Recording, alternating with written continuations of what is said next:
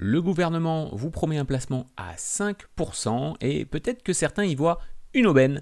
Moi, en tout cas, je ne mettrai pas un centime là-dedans et je vais vous expliquer pourquoi. Salut et bienvenue sur Finance Déclic. Ici, on parle d'épargne, d'investissement, de gestion de patrimoine. Je vous partage mes analyses, mes découvertes et je vous aide à muscler un petit peu votre jeu sur un domaine qui, moi, m'a fait défaut pendant très longtemps, l'éducation financière. Parce que je suis convaincu que c'est une fois seulement qu'on est bien éduqué, qu'on est capable de prendre les bonnes décisions pour soi et pour ses finances. Si vous aimez le contenu que je produis, mettez un petit like, abonnez-vous, c'est vraiment un super soutien pour moi et ça me permet de voir que justement le contenu que je produis vous plaît. Et si vous êtes déjà abonné, merci beaucoup. Laissez-moi un petit commentaire, dites-moi sur quel sujet vous aimeriez que j'aille explorer des choses autour de l'investissement et autour de la finance. C'est parti, on parle de ce fameux placement. Alors c'est un petit peu grandiloquent, je déteste les titres comme ça. Oubliez le livret A, voici le placement à 5%. Ça fait du clic, mais il faut comprendre vraiment ce qu'il y a derrière et c'est ce qu'on va s'atteler à décortiquer aujourd'hui. Même chose, un nouveau placement public à 5% bouscule les repères traditionnels de l'épargne des Français. Ça fait un petit peu, c'est un petit peu vendeur de rêve. On va voir que derrière, c'est à mon avis complètement différent. Vous l'avez peut-être vu passer ou vous l'avez peut-être raté. On a en tout cas aujourd'hui l'État qui s'appuie sur Bpifrance, donc la banque publique d'investissement, pour ouvrir aux particuliers un fonds dédié à la défense. Ok. On nous dit qu'on a un objectif de gestion qui vise les 5% nets par an, avec, on va le voir, un minimum de 500 € à investir à un plafond à 500 000. Derrière cet investissement, il finance quoi? L'industrie de la défense, justement. Dit comme ça, on voit 500 €, bon, c'est pas un gros montant, on peut envisager de se le permettre. 5% net par an, on pourrait se dire, ok, c'est peut-être intéressant. Il va évidemment falloir creuser tout ça parce que vous allez voir que pour moi, c'est absolument pas intéressant. Cet avis, il ne concerne que moi, c'est pas un conseil en investissement ou en non-investissement. D'ailleurs, à vous de vous faire votre propre idée, vous devez être souverain sur vos choix. Et pour être souverain, il faut comprendre dans quoi on investit. Donc j'insiste, c'est pas du conseil, ici c'est juste mon avis à moi sur ce placement. Cet avis n'a du sens que parce qu'il est relié à ma propre situation financière et à ma stratégie que j'ai déjà mis en place. Attention, premier warning pour moi, on va voir que c'est pas un livret. Donc commencer à comparer le livret A à un placement qui n'est pas lui-même un livret, c'est comme comparer des torchons et des serviettes. On compare deux choses qui sont différentes. Donc, qui dit que c'est pas un livret, on va le voir rapidement, ce n'est pas garanti, ce n'est pas non plus liquide, on va voir gros défaut. C'est donc un investissement qui n'est pas neutre. Et vous verrez qu'il y a un truc qui pour moi est fondamental et il faut absolument qu'on en parle. Donc déjà, pour moi là, il ne faut pas se jeter dessus, il faut réfléchir. Alors pourquoi je ne vais pas y toucher et que je ne vais surtout pas investir là-dedans? Alors raison numéro 1, alors il n'y a pas d'ordre de préférence, pour moi c'est toutes les raisons qui font que j'irai pas. La première, c'est qu'on vous dit que le fonds reste verrouillé 5 ans. Voilà, on ne parle pas d'un petit gel de quelques mois, non, on parle d'argent qui est bloqué, qui est enfermé pendant 5 ans, pas de sortie possible.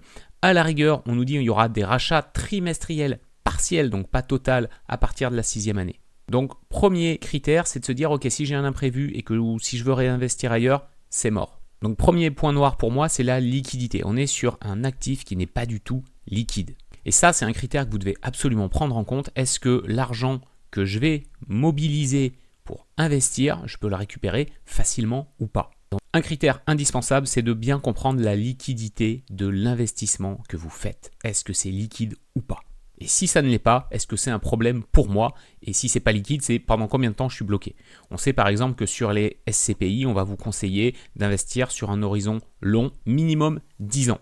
Donc ça, il faut en avoir bien conscience. Sinon, ça veut dire que si vous n'êtes pas prêt à bloquer une épargne pendant 10 ans, ça n'a pas de sens. Ok, on y reviendra peut-être un petit peu tout à l'heure. Moi, warning numéro 2 dans mon cas, c'est qu'on nous dit l'objectif de gestion vise 5% net par an sans garantie formelle. C'est pas garantie. Le 5%, c'est un objectif de gestion. Ce n'est pas une promesse. Vous pouvez faire moins. Vous pouvez perdre. Et on vous précise bien que c'est révisable. Donc, on va s'autoriser à réviser, à mon avis, plutôt à la baisse qu'à la hausse. Troisième raison qui m'incite à ne pas y aller, c'est la concentration sectorielle. On parle de plus de 500 entreprises, mais toutes dans le même secteur. C'est-à-dire que vous misez sur des missiles, sur des radars, sur de la cybersécurité. Mais si ce secteur se prend une claque, vous aussi.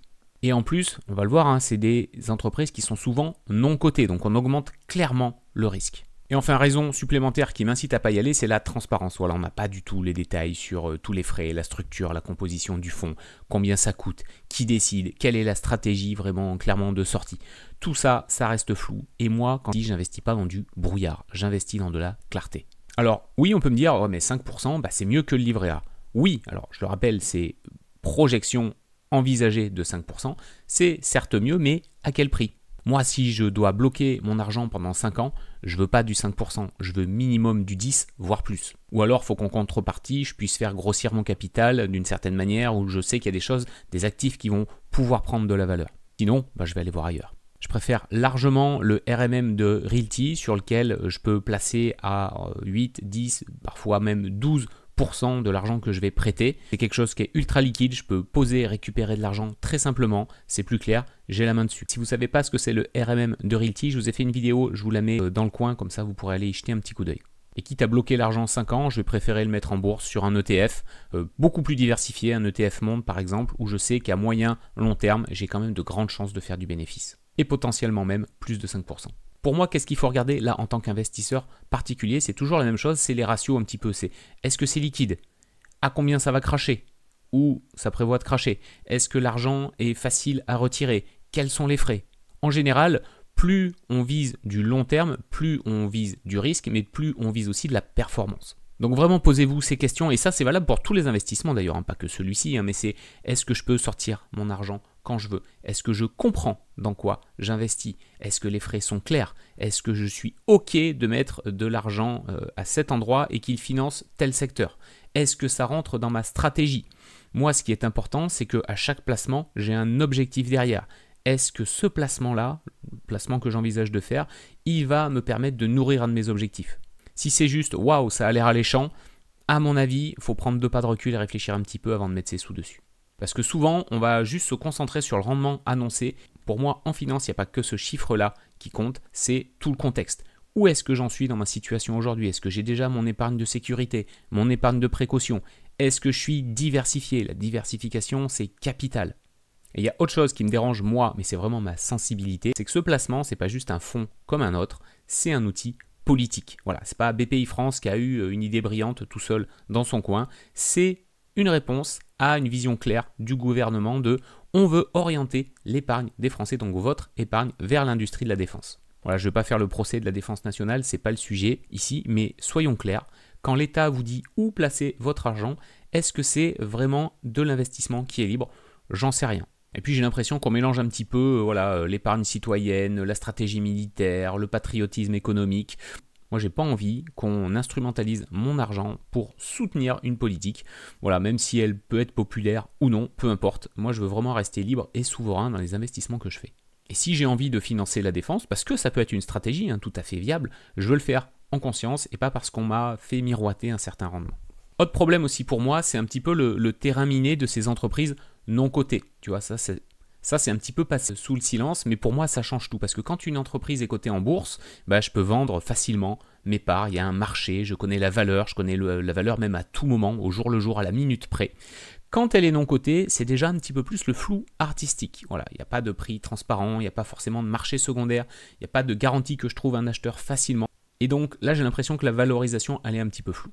Et on peut vite se retrouver avec un actif qui a l'air de valoir quelque chose sur le papier, mais je me retrouve peut-être avec un actif que je ne peux pas vendre facilement, qui est dur à estimer, et ça, c'est quelque chose qui ne me plaît pas. Et encore un point qu'on ne peut pas ignorer, c'est que pour moi, le secteur de la défense, c'est pas une valeur qui est sûre à 100%.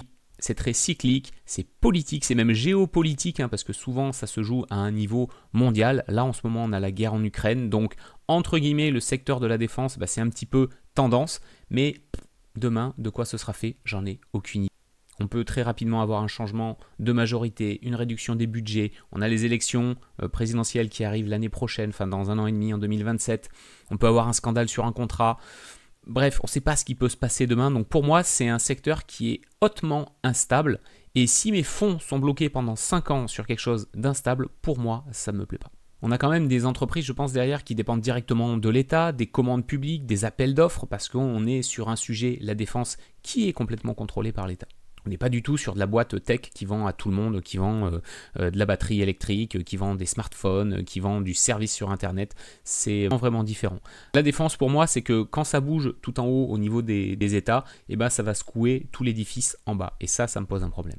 Donc mon sentiment, et il est vraiment très personnel, hein, c'est qu'on est sur quelque chose de très risqué pour un rendement très très faible au regard du risque. C'est toujours la même chose en investissement. On regarde toujours, ok, quelle part de risque je suis prêt à prendre et en face, quel bénéfice, quel rendement je suis prêt à atteindre. Ici pour moi, il y a un vrai déséquilibre entre rendement et risque. J'ai un peu l'impression que là, si je monte dans le bateau, je suis assis au fond de la cale, dans le noir, on a un bateau qui navigue un petit peu à vue et moi j'ai zéro gouvernail. Donc non, je ne mettrai pas un seul centime là-dedans, trop rigide, trop opaque, trop risqué pour trop peu de résultats potentiels à la fin. Si je dois bloquer de l'argent pendant 5 ans, je veux du solide, je veux du clair, je veux du cohérent et surtout, je veux rester souverain sur mes décisions. Ça, c'est ma vision, je ne dis pas que c'est la bonne, en tout cas c'est celle qui me correspond, qui correspond à ma stratégie et vraiment, posez-vous toutes ces questions en amont quand vous voulez investir. Allez prendre le temps de décortiquer un petit peu, de réfléchir, de voir votre sensibilité et surtout de savoir si cet investissement il correspond à un objectif pour vous. Si vous investissez juste pour investir, je ne suis pas convaincu que ce soit là qu'on prenne les meilleures décisions. Si vous avez un petit peu de mal à y voir clair d'ailleurs hein, dans votre stratégie, dans votre patrimoine, sachez que je peux vous accompagner. On prend du temps ensemble pour décortiquer tous vos objectifs de vie et on voit si pour chacun de ces objectifs, on est capable de mettre en place une stratégie financière qui vous permet de les atteindre. Qu'est-ce que j'entends par objectif? C'est très large, ça peut être d'acheter votre résidence principale, d'investir dans l'immobilier de manière large pour avoir du revenu mensuel, ça peut être de prévoir l'épargne de vos enfants, ça peut aussi être de préparer un voyage par exemple à l'étranger pendant 1 mois, 2 mois, 3 mois, 6 mois, d'acheter une Porsche pour vos 40 ans, peu importe, les objectifs, ils vous sont propres. Moi, mon travail, c'est de vous aider à les identifier et à mettre en place la stratégie qui vous permet de les atteindre. Si vous voulez en savoir plus, je vous ai mis en lien sous cette vidéo l'accès à mon diagnostic de stratégie patrimoniale. Allez y jeter un œil et on en reparle. D'ici là, prenez soin de vous et de vos finances. Ciao.